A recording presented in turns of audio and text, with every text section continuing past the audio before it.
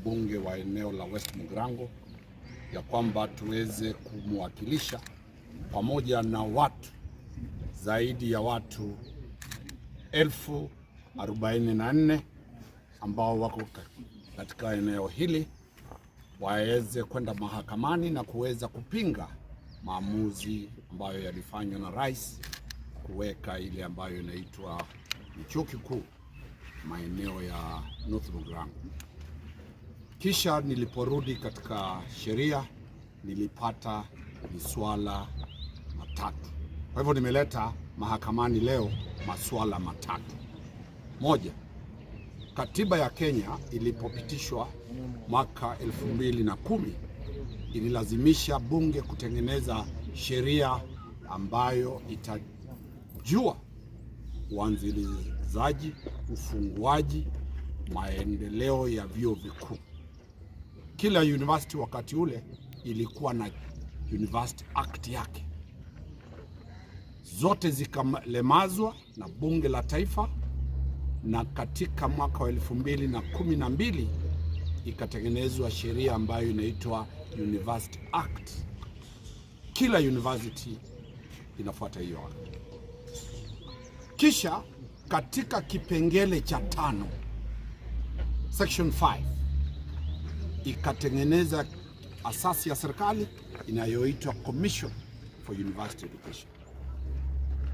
Ile Commission for University Education ikapewa majukumu yake katika kipengele cha 13 cha University Act. Majukumu ya Commission for University Education ni kuanzisha vyuo na kufunga vyuo, kuangalia ni masomo yapi yatafanywa katika kila university, na kwa sababu hiyo rais najua kulikuwa akifanya yale maagizo. Mshauri mkuu wa serikali ambaye ni Attorney General hakuwepo, alikuwa amevutwa kazi. Sasa Dorcas Oduor amepewa ile nafasi.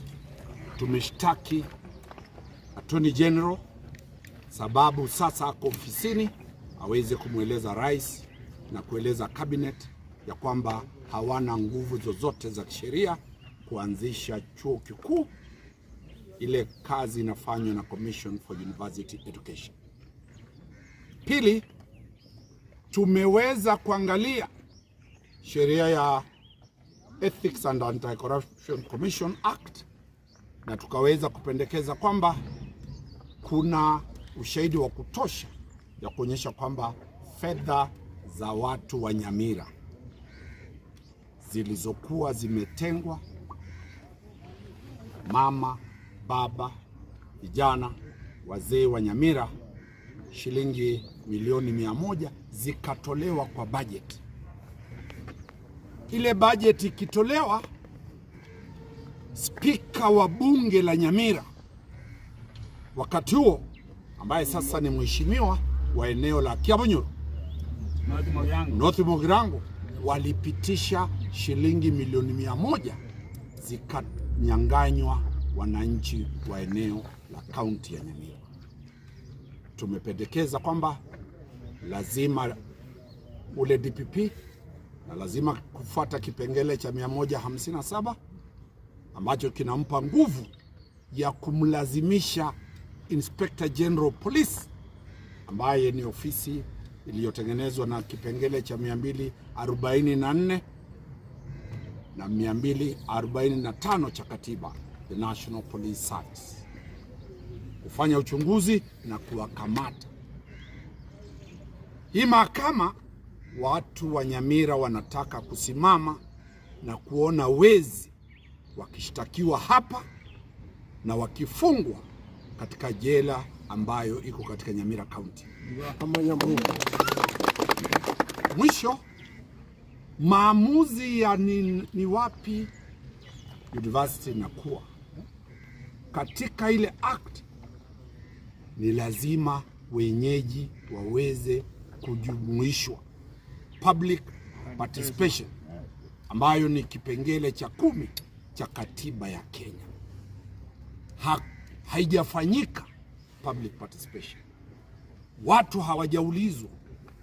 Kwa hivyo tumeomba maombi katika mahakama, tumefile case, tunatarajia mahakama kuu ya Nyamira iweze kufanya maamuzi, kwa sababu tumelinganisha vile ile university iliyokuwa Kisii University Nyamira campus vile ilifungwa na kuchukuliwa. Tukiketi na kuangalia, hata hii mahakama iliyo hapa nyuma itafungwa, ibebwe, ichukuliwe kwingine. Kwa hivyo wananchi tunawasihi mkuwe imara, vile ambavyo ni vyetu tutavilinda kwa njia zozote za kikatiba. Kuna njia za kimaandamano kupitia kipengele cha 37 ambayo mheshimiwa atafikiria kama wananchi wanaweza kujiunga na kufanya maandamano makali zaidi, ili sauti ya watu wa West Mugirango iweze kusikika. Pili, sheria.